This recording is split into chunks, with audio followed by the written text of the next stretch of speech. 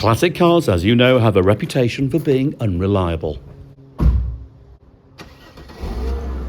But after a long search, I think I've found something that might just work beautifully for antiques. There we are, there's an antique. And YouTube. And just take a look at the windows, by the way. It's a sorry about that. It's a pillarless coupe. So it's perfect, here I am at Elstob Auctioneers, for picking up and delivering antiques. Look at this. It was designed for the antiques trade. Just going to put my funky cardigan on. Let me know what you think about that. And let me know what you think about this piece of art. Spanish, 18th, 19th century. Ro, very good to see you. Hey there.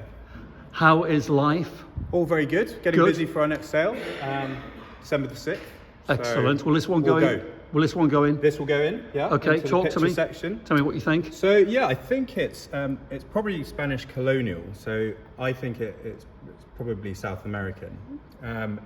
Looking at, obviously sometimes we get images first and it's great to see the thing in person. So it might be very, very late 18th or sort of into that 19th century period.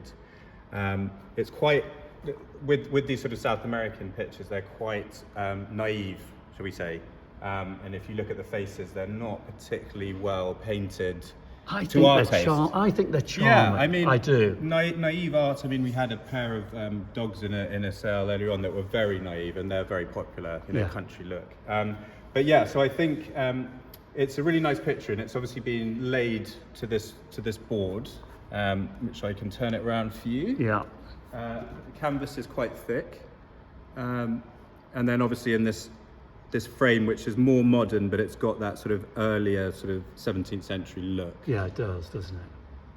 And it's a nice size as well, actually. It's a good size, and people sort of say, religious pictures sometimes can struggle slightly, but I think this sort of, it could have a clean and it would really sort of shine. Yeah.